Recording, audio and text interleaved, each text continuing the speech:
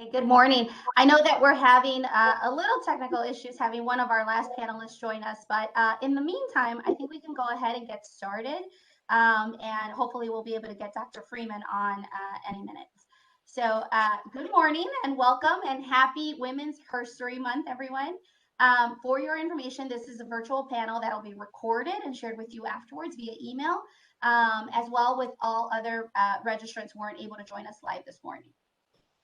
Thank you for joining the Illinois Department of Commerce and Economic Opportunity as we celebrate Women's Herstory Month. Throughout the month of March, DCEO has been presenting virtual events where we share business resources and provide advice from women leaders to women leaders. We've also been recognizing and highlighting women-owned businesses throughout the state. And we've been trying to showcase our commitment to investing in women, which is something we do year-round. My name is Vanessa Uribe, and I'm the Deputy Director for the Office of Minority Economic Empowerment. Our role is to ensure that women, people of color, veterans, people with disabilities, and really all marginalized communities have access to resources and opportunities to meet their full potential. Before I share a little bit more about how we do that, I would like to play welcome remarks from Illinois Lieutenant Governor Juliana Stratton, and I'm gonna pass it over to my colleague Michelle to pull that up, and then we'll dive in a little further.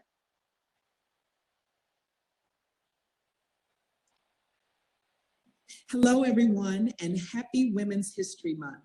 I'm Lieutenant Governor Juliana Stratton, and I use she, her pronouns. Thank you, Deputy Director Uribe, for that warm introduction.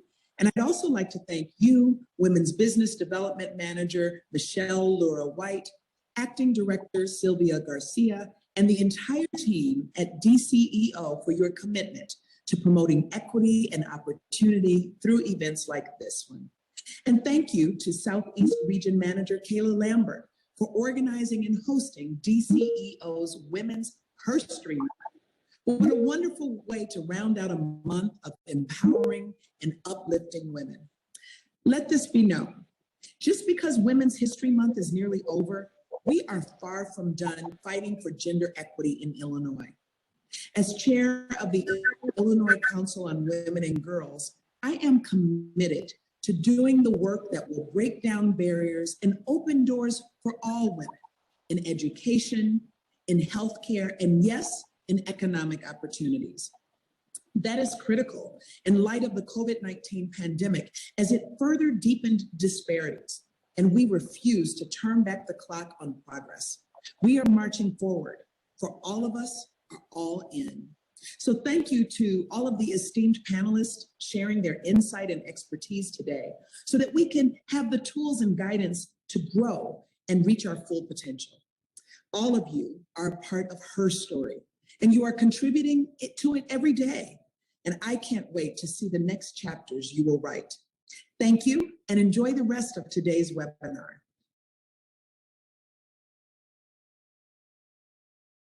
Awesome. Well, special thanks to Lieutenant Governor Stratton for her commitment and support.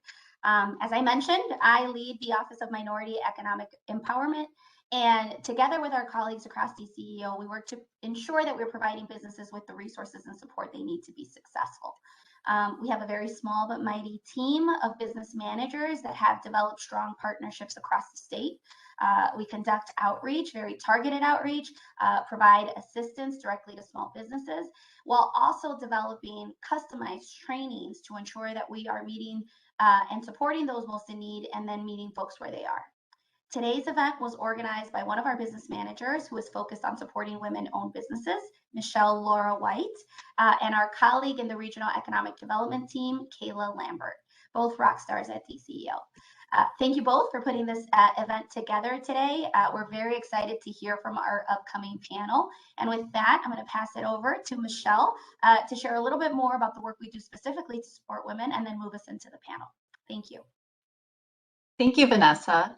As the state's liaison and strategist dedicated to women-owned businesses through OMEE as a Women's Business Development Manager, I support women business owners and aspiring female entrepreneurs throughout Illinois by connecting them with internal and external resources, as well as opportunities to help them start, grow, and scale their businesses. Throughout the year, I host Woman Webinar Wednesday, which is an informal chat featuring women business owners and leaders in the Illinois women business ecosystem, where they share their expertise and advice to empower and elevate women business owners and aspiring entrepreneurs. Lastly, I strategize how the state of Illinois can continue to support and propel women business owners and future entrepreneurs. I do this by engaging in strategy discussions with my DCO colleagues, reviewing studies, analyzing data, working with existing partners, initiating strategic partnerships, learning about the great work that leaders from different sectors are providing women businesses and women business owners, and most importantly, by listening to women business owners. Thank you again for joining us as we celebrate and elevate her in Illinois. Having shared all that, we will begin our panel portion of this morning's DCO Women's Her Story Month event. Yes, she did it. How Illinois women leaders paved the way forward for her. Our moderator is DCO Director Sylvia I. Garcia, who is the first Latina to lead our state agency, the Illinois Department of Commerce and Economic Opportunity. Sylvia? Thanks, Michelle. Good morning, everybody. It's so great to be here. Just want to thank all the folks that have logged in. Thank you for joining us on this last day of Women's History Month. As Vanessa and Michelle alluded to, we're very excited to celebrate this month, but this work is year-round. It's not something that we spend just 1 month on. I think it's something that's really critical. And on behalf of Governor Pritzker and Lieutenant Governor Stratton, I just want to thank the impressive panel of leaders we have with us today. I'm so excited to work along so many powerful women at DCO and so many powerful women across Illinois that are really making a difference every day in the work that they do. And it's a true privilege to be a part of this team. I'm going to do a quick little overview about some of the things we do at DCO, but I really don't want to take away from the panel. I feel like we've got such a great conversation we're about to have. But I do want to emphasize for us at DCO, our name Department of Commerce and Economic Opportunity, that economic opportunity piece is the piece that really gets me up in the morning and gets me excited about how we bring economic opportunity to folks across Illinois. And in Illinois, we have 440,000 women-owned businesses across the state.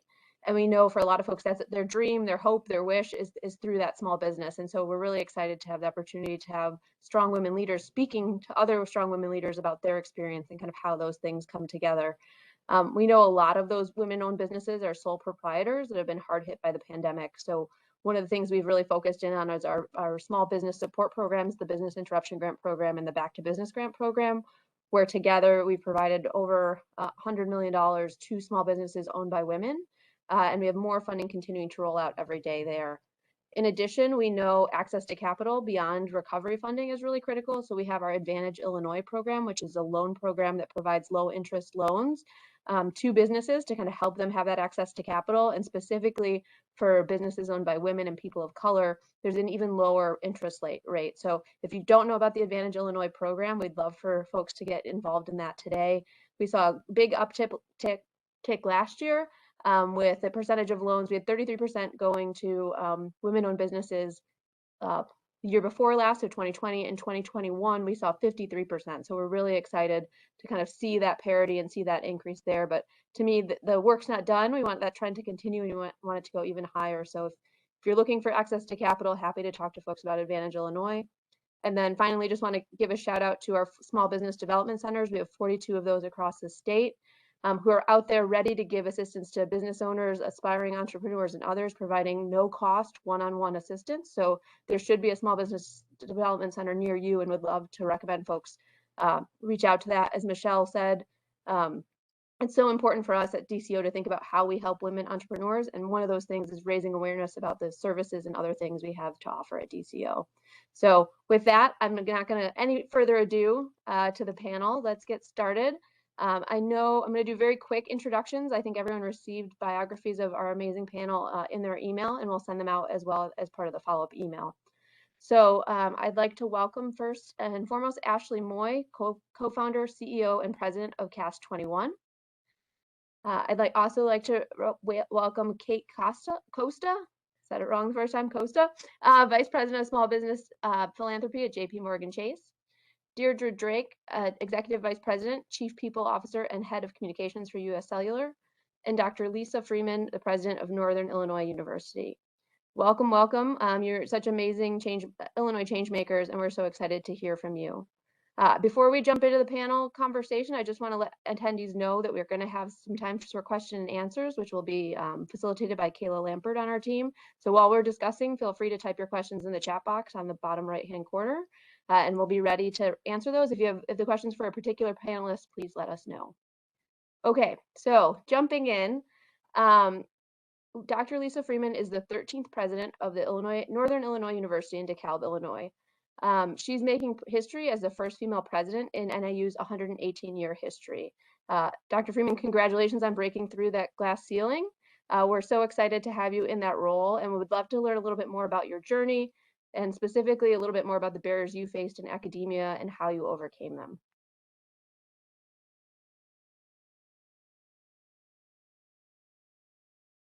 Uh-oh, I think we've got you on mute.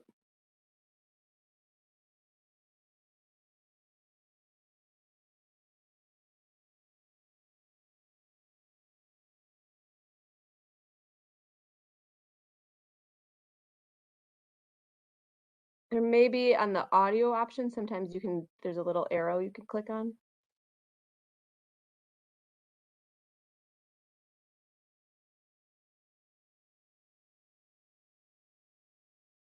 Can you hear me now? Yes. Okay. Yes. I unclicked every box, so I don't know what I did, but I'm glad that I'm here. And I want to start by saying that it's just a real honor to be part of this panel.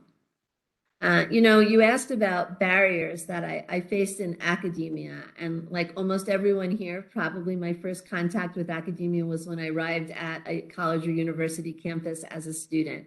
And in my case, I arrived there wanting to be a veterinarian, trying to do everything possible as an undergraduate to get my application to vet school accepted. In that process, I fell in love with discovery science. And so I ultimately decided I wanted to be a veterinarian who was also a scientist. And that meant going on and pursuing a PhD, doing a postdoctoral fellowship, and then seeking a faculty position. That's a very long career trajectory, but for me, like many women in academia, I did not start to feel gender-based barriers until I was fairly advanced in my career. I was very, very fortunate not to even think about gender going through all the way to the level of being a postdoctoral fellow, which is like the pre-faculty job traineeship. And I was very lucky to have a good sponsor, mentor, who prepared me well for the job market. So it was when I took my first faculty position that I started to sense that there were some things that were different. Some of them were the result of implicit bias. I can remember sitting in a committee meeting when the widow of a former department chair wanted to give money for a lecture series, and she worded it and my department approved it, saying to bring an eminent scientist and his wife to campus. And I said, what's wrong with that sentence, and what does that mean? And that made me more aware that I had the responsibility to look out for not only myself, but other women. I think when I left my postdoctoral position, which was in the laboratory of an eminent scientist, I realized that people tended to look past me more at meetings. It was maybe a little harder to get my papers published than it was for my male colleagues who were now newly independent. And data from lots of studies that have been done suggest that my experience was not isolated, that women are underestimated, the expectations for them to perform are higher. And then the other thing I would say that was really an eye-opener for me is I was asked to do committee service, advising things that detracted from my primary job responsibilities much more often than my colleagues. And when I approached this with my department chair, he told me it was my fault because I didn't know how to say no. So I did a little experiment with a colleague of mine, and we documented for a month how often he was asked to do service work versus how often I was asked to do service work. And there was an 11-fold difference in the number of requests that I received versus he received. And that data were really eye-opening for my department chair. And we had a very honest conversation about how not only to protect my time, but how to recognize that service work needed to be rewarded more and recognized more. That was in the early 1990s. things were very different then. Recognition of the added work that women do, not only on the job, but off the job, was nowhere near where it is today. My father had a catastrophic event when I was untenured, and I was told to buck up and push through. And I have very vivid memories of writing a grant and manuscript in the waiting room of the ICU where he was. And I think that, I persevered through these experiences to get to be a full professor. But now as an administrator and as a president with a real bully pulpit, I have an incredible opportunity to change the systems, not just help individuals, so that women who are coming through the academic pipeline today have more supportive policies for childcare, for elder care, that I can advocate for service to be better rewarded and recognized as important work, even though women faculty are disproportionately asked to do it. And I can be an example to all the women in academia who come after me. And I think that's a real opportunity and privilege. That's fantastic and so powerful, right? How do we take what we've experienced and really make change on a broader scale is so important. So kind of on that topic, is there advice that you would give to, women and others who are thinking, you started out as a veterinarian, you were outstanding veterinarian of the year for women veterinarians, and then decided to kind of have this whole other career in higher education. Is there advice or other things that you would say to the next generation of leaders who are trying to pave a new path or worried about making career changes or figuring out what that next opportunity looks like? What would you say to them? I think when opportunity calls, you have to answer the phone.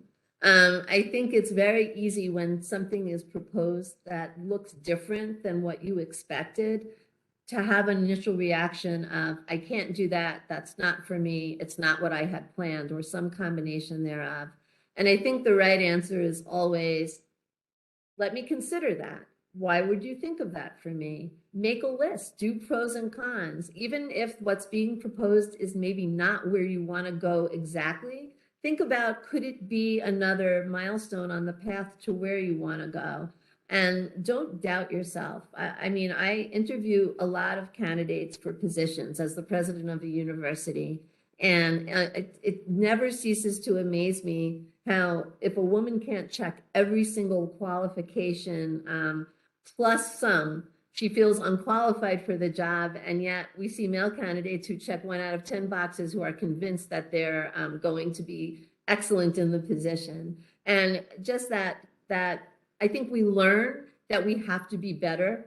And that sometimes makes us stop from taking an opportunity that could be a really wonderful opportunity. So I always say, go forward, believe that you can. If there are parts of it that you think will be challenging, figure out where the support, the mentorship, the sponsorship for that piece of it will come from, and just do it. And talk to your family members. Don't assume that they're not going to be willing to help you, because very often what we think is the truth about those around us is not the truth, and you need to go forward and seize the opportunities that come forward. At least consider them. That's great. That's fantastic. And I think that that advice kind of is cross-sector. And so I think we're going to shift now a little bit to the corporate sector. But I feel like a lot of the advice you just gave really aligns here. I know we've seen, a lack of representation of women in leadership positions in corporate America. It's been making a little bit of progress in recent years, but we know there's a ton of work left to do. And we know women of color face an even steeper climb.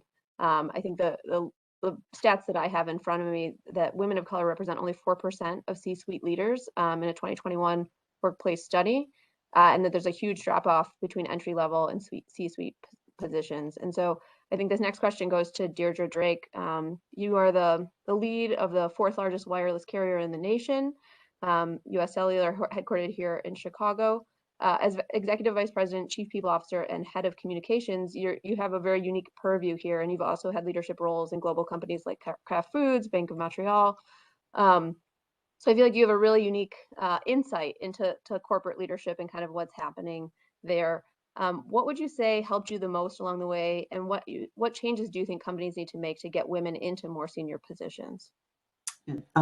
Thank you for the question. I want to start out just by thanking the Illinois Department of Commerce and Economic Opportunities Office of Minority Economic Empowerment for having me here today. It's truly an honor. I also want to acknowledge the other panelists that are here to reflect on their stories. As I think about that question in terms of what has helped me along the way, I've been very fortunate, frankly, to have circles of women who've supported me along the way and uplifted me as I've navigated and advanced my career. And probably what is unique about that is throughout my career climb, it's been all different kinds of ages, ethnicities, roles in the organizations, et cetera, who have helped me. So having those women help me. I've also had some male supporters along the way. I would say, generally speaking, there was a cadre of folks along the way who saw my potential even when I didn't see my potential.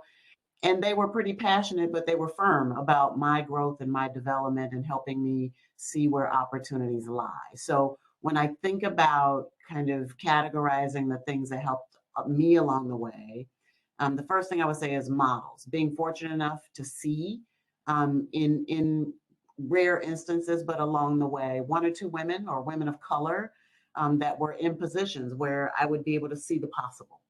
I remember early on, and this person's still my one of my closest friends, right out of college, first job out, and she was a few years ahead of me. And I went to her house, and she had like an apartment. It had furniture, it had dishes, it had silver, and her house looked like a home. You know, I was still living like a college student in a dorm, and I remember thinking, I could probably pull that off. So just having from something as simple as that to the first time I actually saw a Black female leader in a role, someone who was one of my first bosses. And I just remember being in so much awe of her and being intimidated, but she did what she could to make me feel welcome, to make me feel comfortable and a part of the team. So at each and every step of my career journey, I can point to role models that may have known they were my role models and role models who in equal measure were unknown, who helped guide my path. I always tell young people that are coming up to pay attention because somebody's always watching, whether you know it or not. The second thing I would say is that I had access. So many of the people who were my mentors along the way saw potential in me. I grew up in Flint, Michigan, so very kind of middle class upbringing, hadn't been traveled, didn't know what I didn't know. So I was very fortunate to be put in positions of access where I could see what happened at different levels in an organization. I had one boss along the way who literally said to me, go where I go, do what I do, and keep your mouth shut and try not to embarrass me, but to give me a feel for what was possible. So he put me in the room. So when the time came, it wasn't hard to imagine me in the room when that opportunity presented itself. And then the final thing I would say that has helped me along the way is capability. So while certainly you can learn from observation and emulation, I don't think that's optimal. I had a professor say something to me in graduate school that has resonated with me even to this day. And what they said was, it's great to learn by observing and emulating, but isn't it far more powerful to know what to do yourself?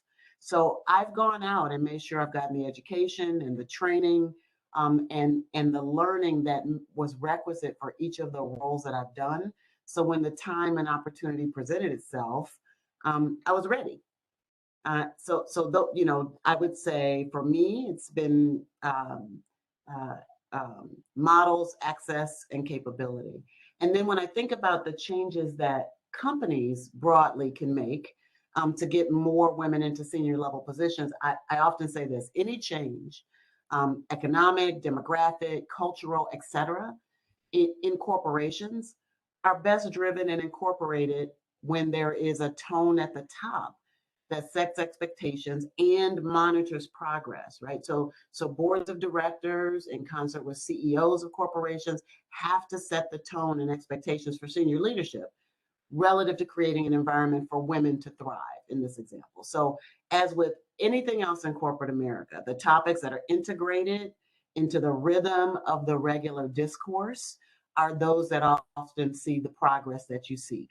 So I'd encourage corporations to integrate conversations about availability, about access, about opportunity for women as examples of what needs to happen in the conversation. Diversity, equity, and inclusion are not separate topics to be set aside and talked about separately. They have to be built into the fabric and the rhythm of your daily operations. It's also incumbent on corporations to facilitate opportunity by providing access to tools, to networking, to projects that enable women to grow and develop within their corporations. Mentoring with existing senior leadership as one excellent way can afford women on the rise visibility and coaching in order to nurture their growth and development. But it has to start at the top. That's fantastic. No, thank you for that answer. And I think that part about baking it in, right? It has to be part, it's not an add-on, it needs to be baked into the fabric is so critical. Which is something that you've done actually. Under your leadership, you've initiated and expanded the associate resource groups that you've got at US Cellular and developed opportunities for women, people of color, LGBTQ employees, veterans, people with disabilities, and new career professionals, really giving them that opportunity to kind of have those resources.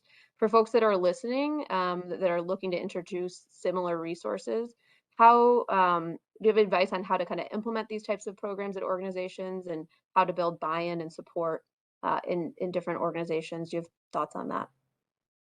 I do, and it's also an excellent question. So what I will say is, as a foundational reference, is that US Cellular has 8 associate resource groups, and about 30% of our employees participate in some way in those groups. Our women's resource group, Women in Action, is by far our largest and most active group, so very timely for this conversation. US Cellular, along with a lot of Fortune 500 and other companies, have a kind of robust understanding about what I would say is the business case for diversity, equity, inclusion, and the value that the types of cohorts like associate resource groups bring. I appreciate, though, that others might be just starting out. So I would suggest, as you align to make the case, that you suggest framing a few things. One, how would those groups align with and support the company's mission, vision, and values? How would those groups increase engagement and belonging in your company? How might those groups support professional development in your company?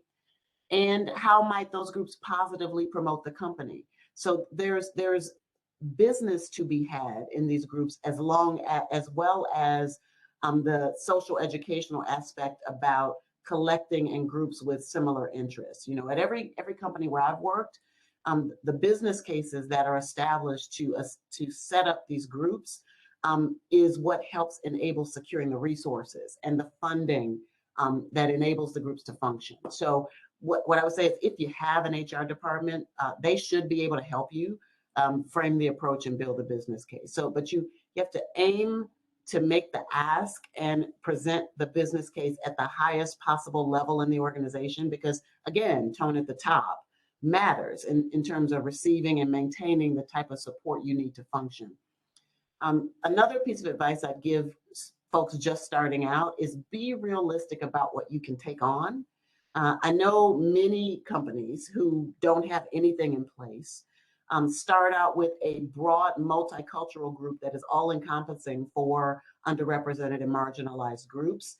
And then when there's critical mass in a particular area, you can pull them off and form separate groups. So for example, at US Cellular, when I started in 2014, there were, I think, only 6 groups.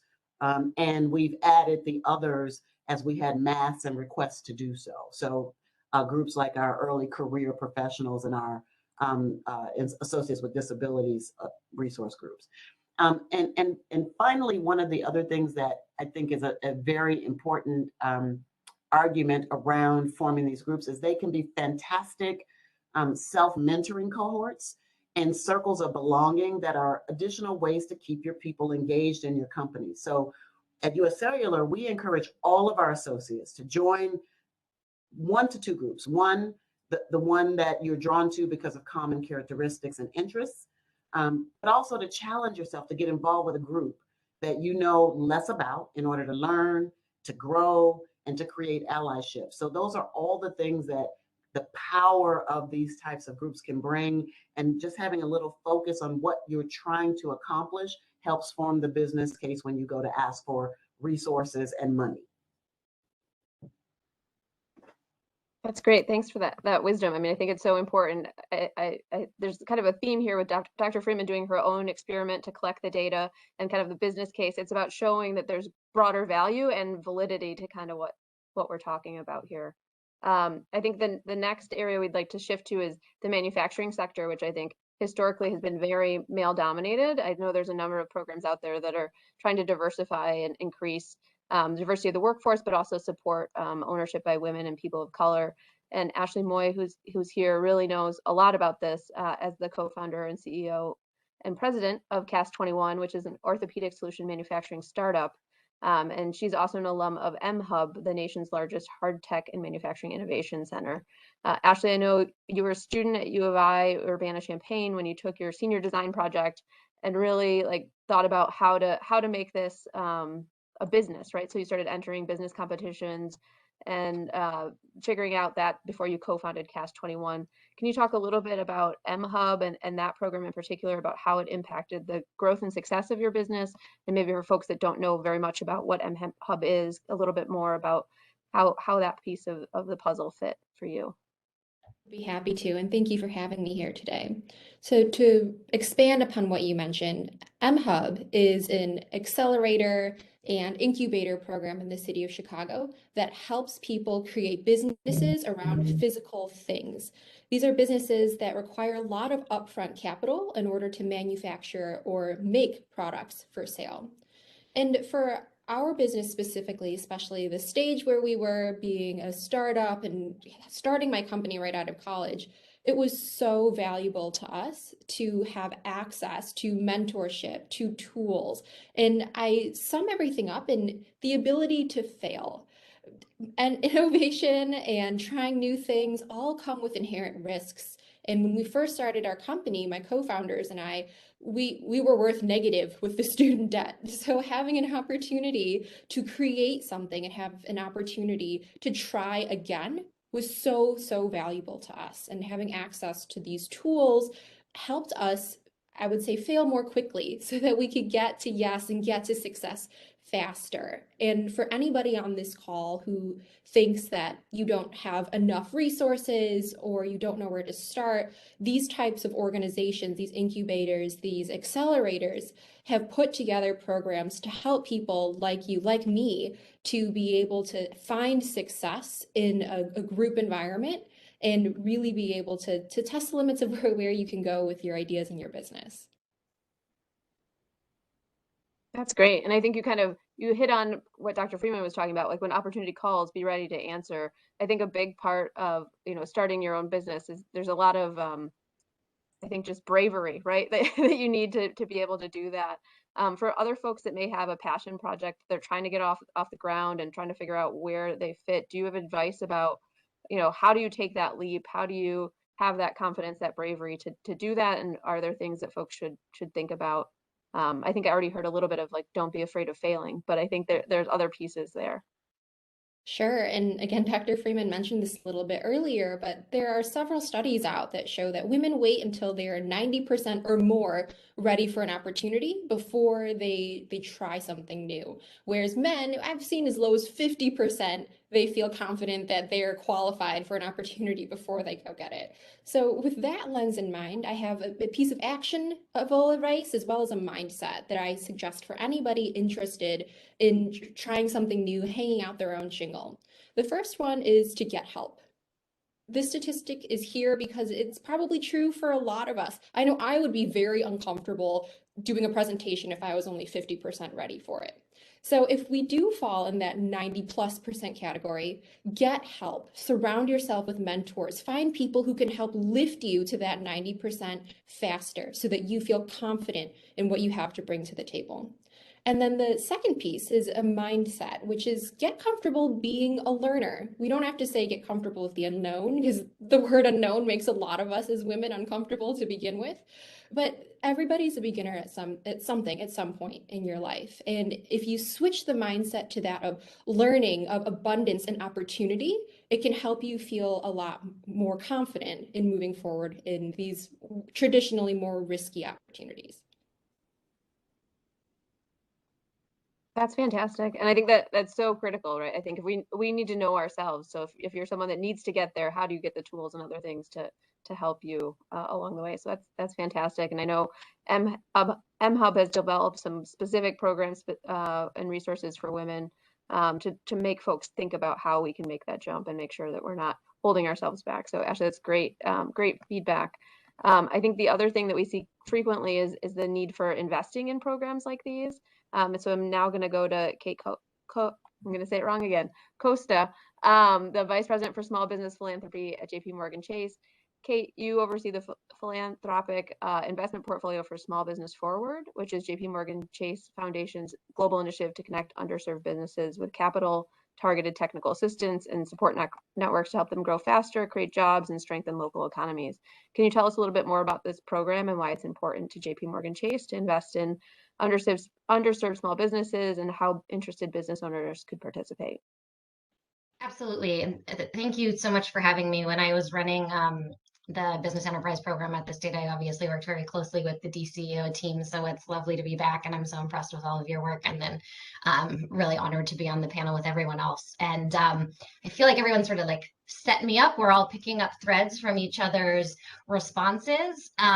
So when we think about the work that we're doing to support small businesses, I think the first thing that I want to make clear is typically the conversation when we talk about serving underserved or underrepresented small businesses is what is the extra stuff that these businesses need?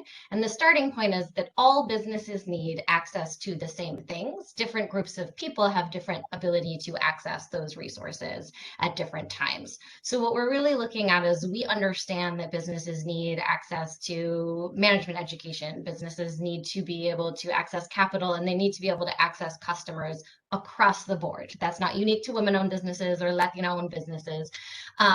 But what we see is that, a lot of the folks have talked about access to networks. They've talked about the confidence to ask for what they need. They've talked about the ability to go seize a resource if you feel like you're maybe not quite ready for the opportunity. So we spend a lot of time trying to make sure that we're connecting the dots between the ecosystems that provide all of these different resources to make sure that business owners are able to access what they need at the right time. And what that means more tangibly is that we are a foundation that sits within a bank, right?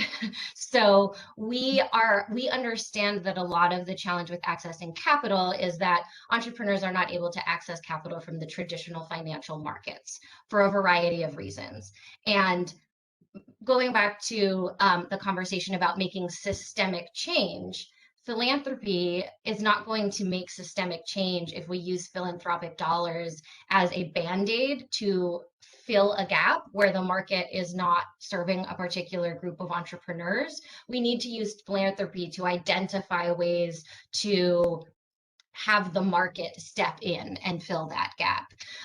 Because, I work for a very large foundation. We do about $350 million in philanthropy a year, drop in the bucket in terms of helping entrepreneurs achieve what they need to achieve. What we want to do is find financial institutions, whether they be traditional financial institutions like a bank or other types of financial institutions like community development financial institutions or fintechs or whomever, that will step in and be able to fill those gaps at scale. So when we think about our commitment and using our philanthropic dollars, what we're really doing is poking at understanding why those gaps exist and how we can nudge to help fill them. So we spend a lot of time trying to connect the dots. We do grant making across 37 countries. So we do a lot of time trying to connect the dots between what is working in certain markets for certain types of entrepreneurs and why a similar product doesn't exist for other types of entrepreneurs. Is there an issue around profitability? Is there an issue around risk? How could we address those things? How can we use philanthropic dollars to prove that something maybe is about perception of risk versus actual risk. And so we are always seeking to work across different industries, across different types of organizations, across folks with different types of backgrounds, so that we can try to not reinvent the wheel, but bring the resources from some communities to other communities. And that needs to go in both directions. So there are things for a bank to learn about how to improve their product mix, and there are things for fintechs or CDFIs to learn about how to access the capital markets more effectively. And all of that, as you asked me a capital focused question, so I'm speaking to capital, but none of that works without those other components around entrepreneur education, technical assistance, access to customers, access into those networks. So whenever we're doing anything working with organizations that are either doing research or direct service for entrepreneurs around capital access, we want to make sure that they're tied into the larger ecosystem so that they also are accessing those other resources that the entrepreneurs need. That's great. And it's great that you're focused on capital, because I think we know access to capital is such a huge part of this, but it's the holistic, you need all of those pieces. How do they all come together? And it may be just coincidence, but while you were talking, someone in the audience asked for contact information for the panelists. So I think I'm going to ask a question that they may be wondering, if I'm a women-owned business out there that's looking for resources, are there programs, financing, other things that folks can access directly from JP Morgan Chase? Yeah, so there are a number of things. So JP Morgan Chase, the bank, we bank about 60% of US families. So you probably all know where your local Chase branch is, and you can certainly go in and talk to a banker. We also have a lot of resources online targeting particular groups. So, appropriate to this panel, our Women on the Move organization within JP Morgan Chase has a lot of sort of on-demand resources available for female entrepreneurs about some of the basic things related to business ownership, like cash flow management and understanding different forms of capital and all of those things, which you can find with a quick Google. As I mentioned, I work in our foundation, so my dollars are actually not going directly to entrepreneurs. My dollars are supporting nonprofit organizations that then ultimately support entrepreneurs. So the best place to find information about that is really through those networks in your own community, because oftentimes those who are providing the on-the-ground resources and can be most helpful for you navigating your own particular journey are not necessarily the national organizations, right? So getting connected in with groups like DCEO or other of the state organizations, understanding, going to the SBDCs that you mentioned at the beginning of the call, those are all great places where they're going to be able to say, okay, so you're in Chicago or you're in wherever else, you're in Springfield, and here are the regulations that you're going to have to deal with, because a lot of this for small businesses are really at the local level. So you need to understand who you need to connect with, what you'll need to have in place before you go and try to access capital, how to have things in order, and then who are the players in your local ecosystem that can help you prepare for that meeting, that will spend the time sitting with you to go through a loan application, that can help you understand, well, you need to go to this type of financial institution, not that type of financial institution, so you don't waste your time over here to get rejected when you really needed to go over there. Understanding those different forms of capital and really holding your hand through those nuances. Because again, back to the men are just out there saying, I don't really know what I need, but can I have some money? Women are like, I need to know exactly what I need right now. I need to have all of the books in order. I need to be able to make this pitch and be flawless. And you're never going to be flawless. So you really need to draw on those folks in the local ecosystem that can point you to that local accountant, that local SPDC, that local community development financial institution to get you from that 50% up to that 90%. Thanks, Kate. No, that's fantastic. And I think a lot of us see ourselves in that answer that you gave of like how we plug in. So that's fantastic. We're going to go to audience Q&As in a second. So just reminding folks, if you haven't put your question in yet, please put it in the question box. But before we do that, we're going to, I could talk to you guys forever. I feel like I have a million questions, but we're going to do one rapid fire question for all four of you. In a brief sentence, what do you wish you had known before that could have better prepared you for the challenges that you've overcome over the course of your career? So rapid fire, we'll just go around. I think we're going to start with Deirdre. Everything's not a fight. Some things can be managed with honey, and not everything needs to be managed with vinegar. Love it. Wow. Thank you. Kate Costa. I think I would say don't take the word mentorship or mentor too seriously. Early in my career, I sort of felt like I had to have some sort of strong bond with someone to go and ask them for advice or help. And there are going to be a million different people in your career that can be helpful for a million different questions. And you should feel comfortable to go and say, hey, you know a lot about X. What would you recommend I do in this situation? And that is a mentorship relationship, even if you're not having coffee with them once a week. That's great. Another one of those, don't let the perfect be the enemy of the good, right? Definitely. Dr. Freeman. You know, along those lines, I think you don't need and you shouldn't try to get an A in everything. Sometimes it's okay to get a C, and it's knowing where to get a C so you can focus your attention where you need to get an A. That's perfect and great advice from academia. let's balance our priorities. That's great. Ashley. You have the permission and ability to define success for yourself. You don't need anyone else's approval. Wow, I love that. I love that. So powerful from all four of our panelists. I'm just really inspired by this group and kind of what you're sharing. I think it's just so powerful for all of us to kind of think about how we advance and where we are. And I just want to thank each of you for being a part of the panel today. I know Kayla Lampert is eagerly waiting to take over the reins on the Q&A, but to me, it's been an amazing opportunity to hear from each of you. I'm so excited to be a part of this panel and really excited to see the work that all of you are doing and continue to do out there in Illinois. So I think I'll turn it over to you, Kayla, to take us away. Thank you. Thank you to all the panelists. It's really been a pleasure listening in to all your inspiring stories and wisdom. There are a couple questions out there that have been answered, but I just want to make sure I read them aloud. There were questions about having contact information for the panelists that are here today, and also recording of the event. And Michelle indicated that we will send out, respective email addresses and contact information for the panelists, and we will also share a recording of the event for the individuals that have joined us live today and those that have registered maybe were not able to attend due to conflicts. One great question here, and I think this, can all jump in. Who inspired you to be a leader and why?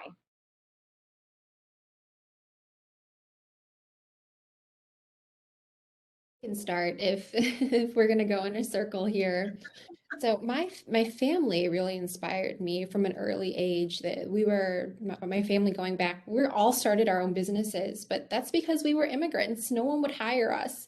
So taking that story and kind of lifting that through the generations, it's kind of as like a badge of honor that we can do this, kind of pull yourself up, but also the importance of the community and the people around us really inspired me to want to carry that torch forward. Maybe I'll go next and follow on that theme, and I'll say it was my mom. When I was 5 years old and pretty much every year after until she died, my mom told me there were only a few things you needed to succeed in life: to always try your best, to learn from your mistakes, take responsibility for your actions, and not to be afraid of people who are different than you. And, I don't think I realized at age 5 how great that advice would be throughout my life, but it was really terrific advice. She also always told me to follow the golden rule, and that serves, I think, all of us well also. I think I'll tee off of that because my answer is the same, but I don't think I didn't appreciate that my mother was my role model for leadership until she passed away. And we were writing her remarks for her funeral. And we realized how many times and ways that she assumed leadership in the community and in her church that really just kind of served as the role model for the way I've kind of just naturally been a leader from a very early age. So certainly for me, it was my mother. I'll stick on the the family. I remember my mom. I don't actually remember what I was talking to her about, but I remember she gave me this piece of advice that at the time was the most annoying thing in the world and then has like been the best advice in life. I was complaining about something and she said, I understand why that's frustrating to you, but is your goal here to prove to everyone that you're right, or is your goal here to accomplish XYZ? Don't even remember what I was talking about, but that advice speaks very much to the way you need to live your life and how to be a good leader, right? Like you don't want to go through your life with the goal of proving to everybody that you're right all the time, because one, you're going to fail, and two, you're not actually going to accomplish the thing that is really what's important to you.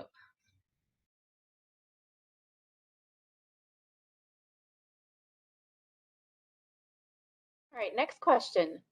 Do you see things only getting better for women moving forward?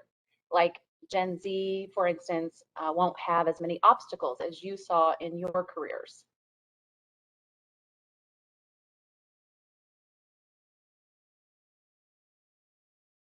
I mean, I think in general, history has shown that there's like a upward trend line, but it's not going to be a smooth line, right? And so we can see some of that in terms of the impact of the pandemic on different groups of people who had been making progress in career and wealth building and income and who were not at all equally affected, women being one of those groups. So I would argue that, like, yes, I think the trend line is going to be overwhelmingly positive over time, but that doesn't mean there won't be any setbacks in the journey for women of all generations.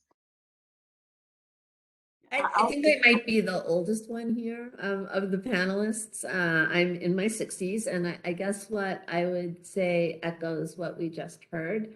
I think that we are making progress, but it's definitely a combination of steps forward and steps back. Sometimes when something like the pandemic comes, we realize we haven't made enough progress. If you look at the US versus other countries, they have national childcare policies and we have women, and you can certainly see the impacts of the pandemic on our workforce in those terms. But I also think every time women or any other marginalized group make progress, there's a backlash.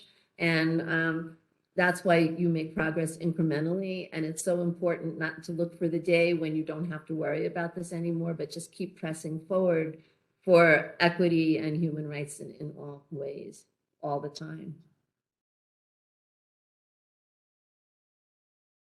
Yeah, I think Kate and Dr. Freeman articulate things well. I don't know that I have much to add to that. My view from a corporate lens would be that there aren't fewer obstacles, they're different obstacles. As we talk about flexibility and ways of working and how women have been impacted during the pandemic, which was just referenced, creates a different set of challenges that corporations are going to have to learn how to lean into and manage if they're going to see women ascend in the ranks like corporations should based on whatever goals they have. In my case, it's equity in terms of gender at every level in the organization. And we're going to have to do some things differently to enable women to ascend at the right cadence and pace if we're going to meet those challenges.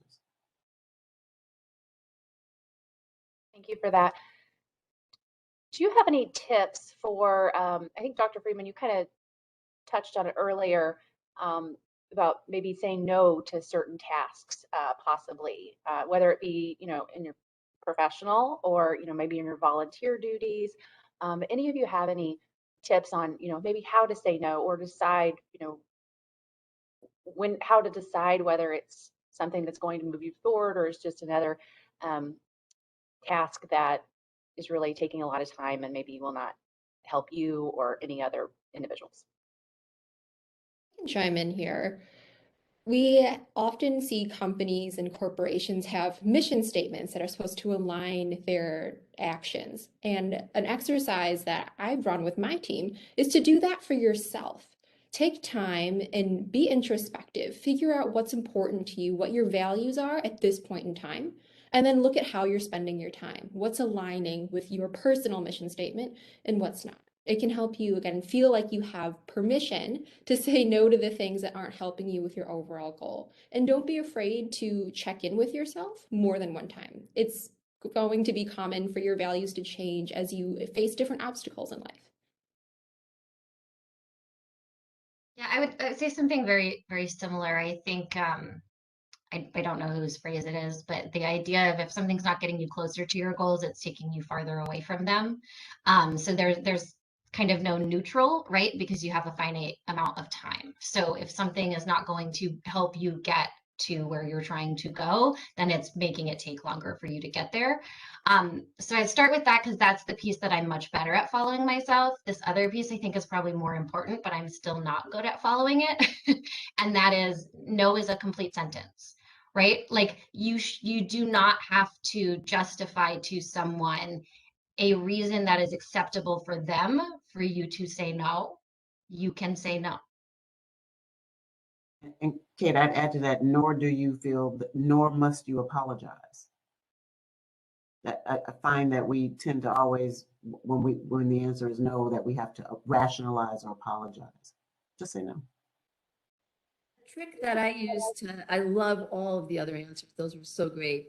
A trick that I use to try to keep myself honest too is I look at the opportunity or the ask and I say, how will I craft a personal narrative around this to advance my goals in the next job interview or the next place that I want to go? And if it does not advance my narrative and it does not align with my mission, then I say no. Excellent.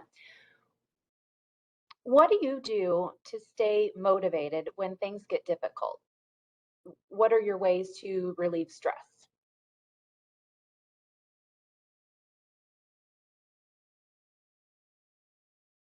Because I think that ties into the previous answer, right? Because you could, I think earlier in my career, I would have taken all the answers that we gave and worked a zillion hours a day, 7 days a week, nonstop with no breaks.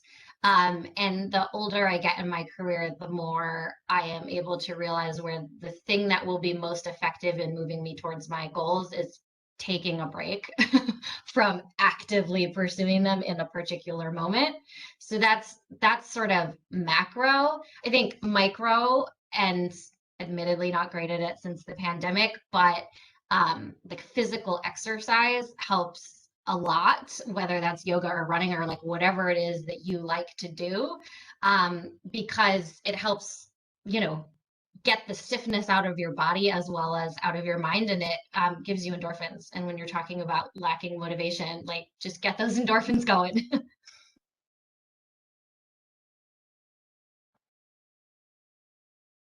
I think I'll echo on the self-care aspect of that, but I find sometimes for myself when I am feeling like I have a lot to do and I need a little extra push to get that done, it's usually when I'm not sleeping enough. So reminding myself to actually get a good night's rest, and the return is not going to be the same if I power through and try to get it done. As you mentioned, Kate, staying up for way too many hours, but to take time to take care of myself.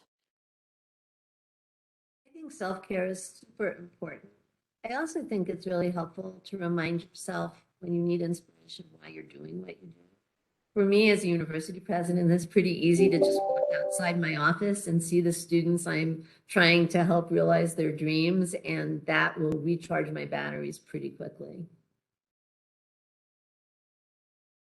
Yeah, I think all of those suggestions are good ones, and to just try not to like some of the work that we do is altruistic and mission driven.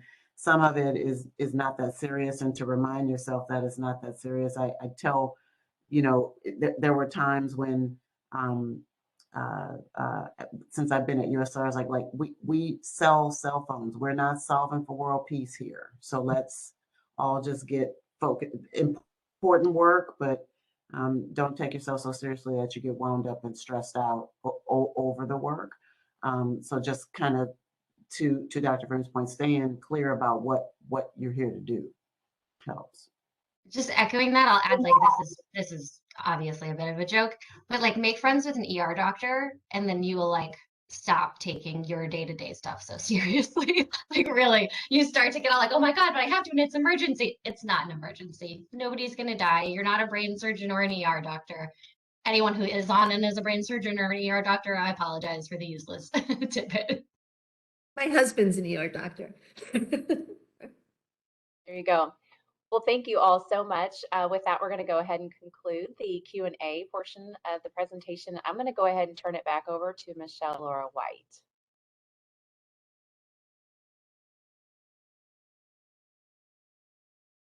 You're on mute, Michelle. You're on. Thank you.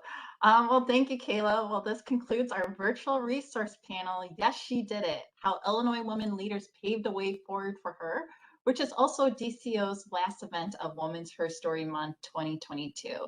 Thank you to all our esteemed, innovative female change makers who have contributed to our event with their amazing advice. And these include our panelists, Ashley S.S. Moy, Kate Costa, Deirdre C. Drake, and Dr. Lisa C. Freeman, as well as our moderator, Sylvia I. Garcia. Attendees, thank you for taking time out of your very busy day for joining us this morning. We hope that you found this educational and inspirational advice beneficial to you, regardless which stage you are in your life. I'll be following up with the email with the resources that our moderator and our panelists covered this morning. I want to acknowledge and give gratitude to my DCO colleagues, Kayla Lambert and Vanessa Uribe, for their assistance with organizing Women's Her Story Month events with me and their support. I also thank the entire DCO team throughout the state for all their help with this month-long celebration. To all the women who joined us, remember to believe in yourself, think big, seek no-cost business resource services that DCO offers if you're a business owner, support women-owned businesses throughout the state, help elevate women in all sectors and industry, share your resources with women, such as making an introduction to others who could help women, advance in their careers. Thank your supportive male allies and help inspire the younger generation of women and girls that they too one day can become leaders in any sector and industry. Thank you very much for joining us and hope you all have a good day. Thank you. Thanks so much for having us. Thank you. Thank you.